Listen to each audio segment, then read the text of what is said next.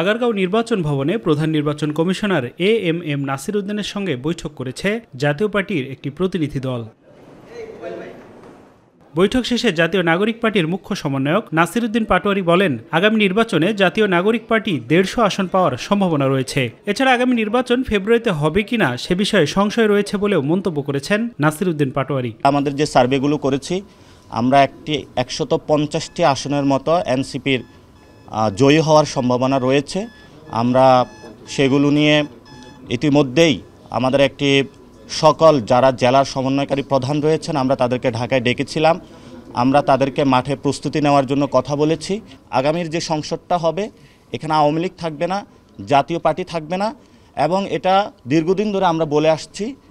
5 তারিখের যে গণঅভ্যুত্থান, সেখানে বুলেট রেভলিউশন হয়েছিল, এবারে ব্যালট রেভলিউশন হবে।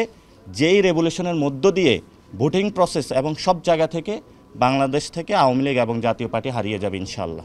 নাসির উদ্দিন পাটোয়ারি বলেন, সুখবর আসছে, এনসিপি নিবন্ধন পাবে বলে ইতিবাচক সিদ্ধান্ত নিয়েছে। এছাড়া শাপলা প্রতীকের বিষয়ে তার দল অনড় রয়েছেন বলেও জানিয়েছেন তিনি। আমাদের শাপলাতে আমরা থাকছি এবং শাপলায় বাংলাদেশের মানুষ ভোট দেবে ইনশাআল্লাহ। এই গণ অভ্যুত্থানের পরে আমরা যেহেতু গণতান্ত্রিক প্রক্রিয়া যাচ্ছি, আমাদের যে নিবন্ধন প্রক্রিয়া, সেটা অনেকে যারা পরিশ্রম করেছেন, পুরো দেশবাসী তাকিয়েছিল, সেটাতে আমরা একটি পজিটিভ সাইনের দিকে যাচ্ছি এবং এটা সুখবর আসছে। এদিকে বিএনপি জামায়াতের বাইরে একটি জোট গঠনের প্রক্রিয়া চলমান রয়েছে বলে জানিয়েছেন নাসির উদ্দিন পাটোয়ারি। ধন্যবাদ সকলকে। আসসালামু আলাইকুম। আফজাল হোসেন, মাই টিভি, ঢাকা।